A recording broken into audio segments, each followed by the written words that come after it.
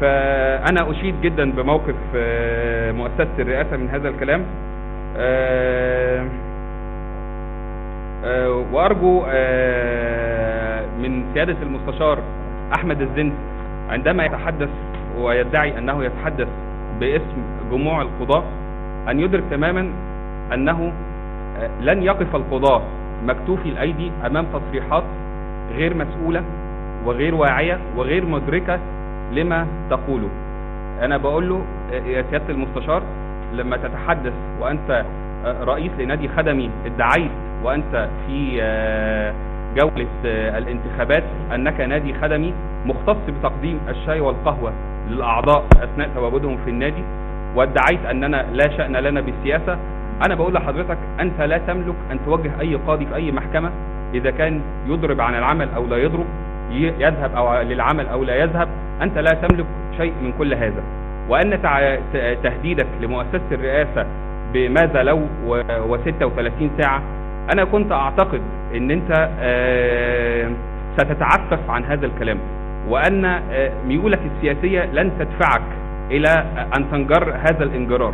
لكن لو مش عارف حضراتكم تشاركوني الرأي ولا لا، ليا خاطرة غريبة.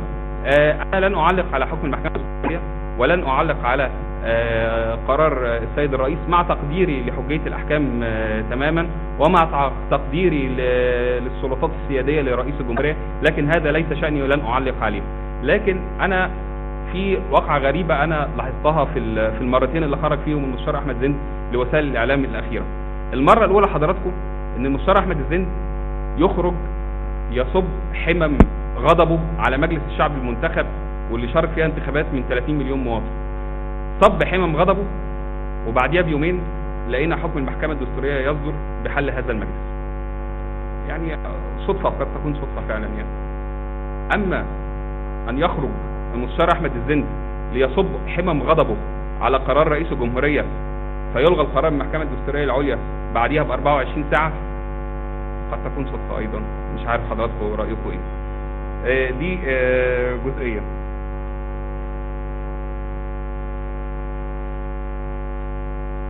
النقطة الثانية حضراتكم، أنا عايز حضراتكم بس يعني تكونوا على علم إن المصالح الشخصية للقضاة في داخل نادي القضاة توجد بيها مشكلات كثيرة جدا. يعني أنا هضرب مثال واحد وبعد كده هترك الكلام لبقية زملائي هم يتحدثوا مع حضراتكم. نادي القضاء باع للسادة القضاة حوالي ما يقرب من 1200 شقة بمشروع أكتوبر. المشروع ده حاليا متوقف تماما. المشروع ده فيه مشكلات عديدة جدا. المشروع ده حضراتكم كان المفروض ان هو يسلم للقضاء من حوالي شهرين تقريبا. اقل من 50% من الاعمال هي اللي تمت، في مبالغ طائلة دفعها القضاء في هذا المشروع والمشروع متوقف. وانا كنت اتمنى بيه ان هو يلتفت لمصلحة القضاء الحقيقية ويتركه من وسائل الاعلام والضجيج الذي يحدث في مصر بلا داعي، وان يتبرأ من اتجاهات سياسية اثناء عمله كرئيس نادي القضاء. معانا كلمة السيد المستشار عصام من هيئة قضايا الدولة، يتفضل سعادته مشكورا. اتفضل.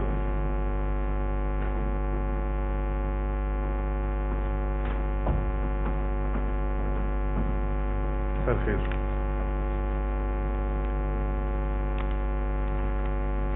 أنا سوف ألقي على حضراتكم بيان من مستشاري قضايا الدولة. اتفضل. مستشار عصام الطوبجي بهيئة قضايا الدولة. حيث من الله سبحانه وتعالى على شعبنا العظيم وأمته العريقة بكوكبة من رجالات الهيئات القضائية، وهبوا أنفسهم للذود عن مبادئ الحق والعدل والإنصاف، وبذلوا من وقتهم وجهدهم للوقوف ضد كل من